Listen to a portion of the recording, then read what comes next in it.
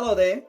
Today, in about 6 minutes, I will give you a radically different explanation to the cost of living crises. No, don't blame the immigrants.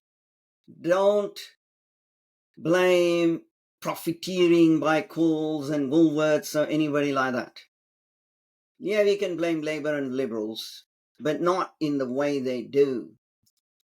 Of all the political parties in Australia, only the Libertarian Party has understood this issue.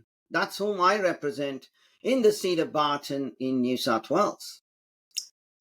This is the biggest scientific scam of all time.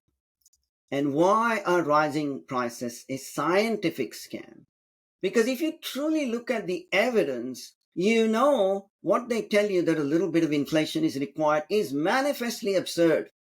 For 100 years, from 1814 to 1914, the United Kingdom had spectacular rates of economic growth, particularly while they remained a free economy and before tariffs were introduced.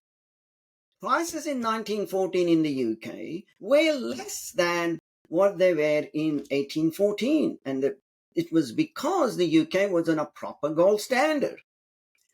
About the same thing happened in the United States in the same period, despite some inflation during the American Civil War, 1861 to 65.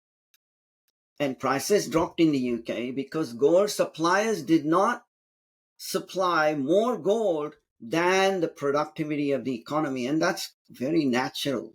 And in fact, economic growth is better when inflation is zero or slightly negative. You don't get these speculative investments in kind of commercial or residential real estate. Money goes into capital assets that could be highly productive. The economy grows a lot better when all sorts of things are twisted out of shape by this constant inflation. Yes, even 3% per year doubles prices in 25 years. 10% per year makes it 10 times in 25 years. And the way to get to this gold standard is to lock permanently a unit of weight to the Australian dollar. For example, in the Gold Coinage Act of 1900, the United States dollar was fixed at 1.37 grams of gold. Later on, they abandoned it. Had we been on that standard, the Australian dollar would have been worth around about 1 gram of gold. What is it actually worth today? Just over 5 milligrams.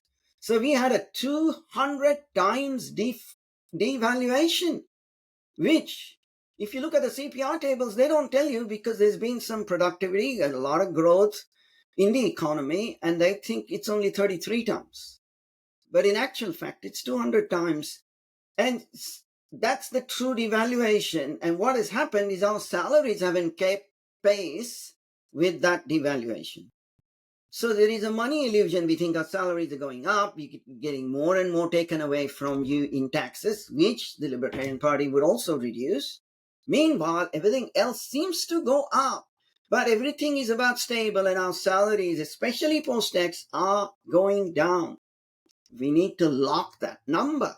1 foot is 12 inches. A yard is 3 feet.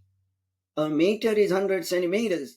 Those measurements, those ratios never change. And if the gold to dollar ratio never changes, that is the kind of economy you would get. A high growth, no inflation, or reducing inflation, in fact, economy where house prices and rentals would also be stable.